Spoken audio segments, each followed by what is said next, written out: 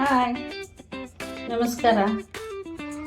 ಮೆಂತ್ಯ ಪಲ್ಯ ಮತ್ತು ಕಡ್ಲಿ ಹಿಟ್ಟು ಹಾಕಿ ಮೆಂತ್ಯ ಪಲ್ಯ ಹೆಂಗೆ ಮಾಡೋದು ಅಂತ ನಿಮ್ಗೆ ಹೇಳ್ಕೊಡ್ತೀನಿ. ಇದು ಮೆಂತ್ಯ ಪಲ್ಯ ಅದ ರೀ. ಇದನ್ನು ಸ್ವಚ್ಛ ತೊಳೆದು ನೀರೊಳಗೆ ತೊಳೆದು ಸಾಣಿಸಿ ಇರ್ತೀನಿ ರೀ. ಇದದ ಪಲ್ಯ ಮಾಡೋದು.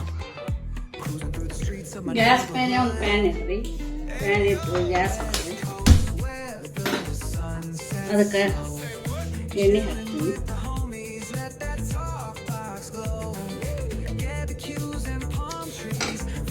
ಇದು ಮೆಂತ್ಯ ಪಲ್ಯ ಅದು ಕಡ್ಲಿ ಹಿಟ್ಟು ಹಾಕಿದ್ದು ಭಾರಿ ಟೇಸ್ಟ್ ಆಗ್ತದೆ ರೀ. ನನಗೆ ನಮ್ಮ ಮನ್ಯಾಗ ಎಲ್ಲರಿಗೂ ಇಷ್ಟ ಅದು. ನೀವು ಮಾಡಿರಿ, ಭಾರಿ ಟೇಸ್ಟ್ ಆಗ್ತದೆ. ನೀವು ಹೇಳ್ತೀರಿ ಹೆಂಗಾಗ್ಯದ ಅನ್ನೋದು ನಮ್ಮ ಕಮೆಂಟ್ನಾಗ ಹೇಳ್ರಿ. ನಮ್ಗೆ ಖುಷಿ ಆಗ್ತದೆ. ಎಣ್ಣೆ ಕಾಯ್ದದ ನೋಡ್ರಿ. ಜೀರಿಗೆ ಹಾಕ್ತೀವಿ, ಸ್ವಲ್ಪ ಸಾಸಿವೆ ಹಾಕ್ತೀವಿ. ಇನ್ನೊಂದು ಸ್ವಲ್ಪ ಕಾಯ್ಬೇಕು.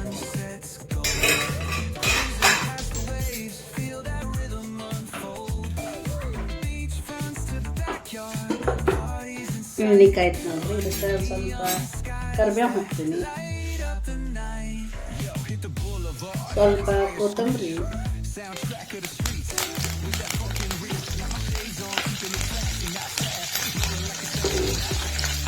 ಇದೆಲ್ಲ ಚಟಪಟ ಅನ್ನನ ಉಳ್ಳಾಗಡ್ಡೆ ಹಾಕಿ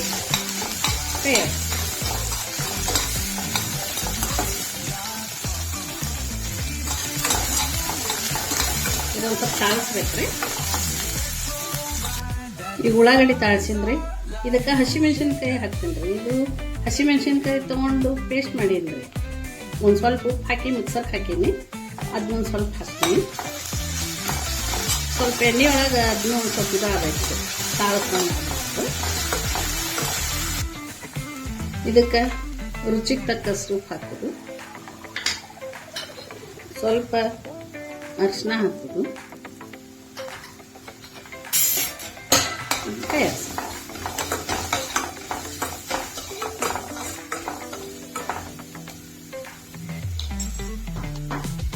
ಈ ಸದ್ದ ಮೆಂತ್ಯ ಪಲ್ಯ ಹಾಕ್ಬೇಕ್ರಿ. ಇದು ಮೆಂತ್ಯ ಪಲ್ಯ ಎಲ್ಲ ತೊಳೆದು ಇಟ್ಟಿದ್ದದಲ್ರಿ, ಇದನ್ನ ಹಾಕ್ತೀನಿ.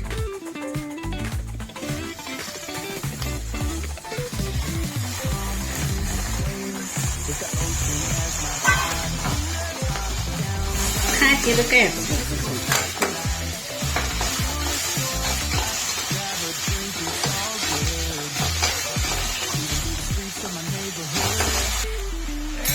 ಇದೊಂದು ಸ್ವಲ್ಪ ಬೇಯ್ಬೇಕ್ರಿ. ಅದಕ್ಕೆ ಮ್ಯಾಲ ಒಂದು 2 ನಿಮಿಷ ಮುಚ್ತೀನಿ. ಒಂದು 2 ನಿಮಿಷ ಇದು ಹಂಗೆ ಇರೋದು. ಒಂದು 2 ನಿಮಿಷಗನ ಓಪನ್ ಮಾಡ್ಬೇಕ್ರಿ. ಹಿಂಗಾಗಿರ್ತದೆ. ಇನ್ನೊಂದು ಸ್ವಲ್ಪ ಹಾಸು, ಇನ್ನೊಂದು ಸ್ವಲ್ಪ ಮುಚ್ಬೇಕು. ಇನ್ನೊಂದು ನಿಮಿಷ ಮುಚ್ಚ. 2 ನಿಮಿಷ ಆಯಿತು, ತೆಗಿತೀನಿ.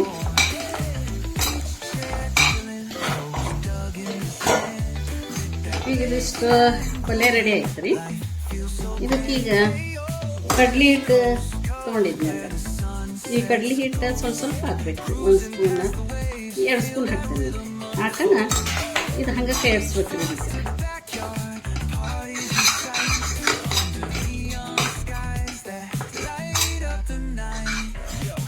ಇನ್ನೊಂದು ಸ್ವಲ್ಪ ಹಾಕ್ತೀನಿ.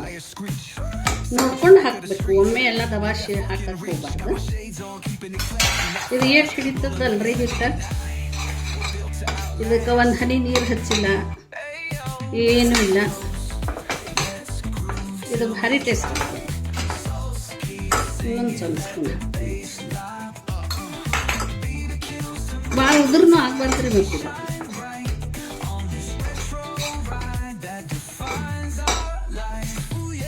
ನೋಡಿ ಹಿಂಗಾಯ್ತಲ್ಲ. ಇನ್ನೊಂದು ಸ್ವಲ್ಪ ಎಲ್ಲದು ತೆಗೆದು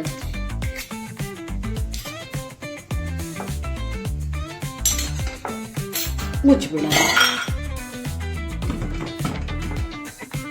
ಒಂದು ಸ್ವಲ್ಪ ಉಮ್ಗೈದಂಗೆ ಆಗ್ಬೇಕ್ರಿ. ಇದು ಒಂದು ನಿಮಿಷ ಇಷ್ಟ ಬಿಡೋಣ್ರಿ. ಬಿಟ್ಟು ಗ್ಯಾಸ್ ಬಂದ್ ಮಾಡ್ತೀನಿ. ಹಿಂಗೆ ರೆಡಿ ಆಯ್ತು ನೋಡ್ರಿ.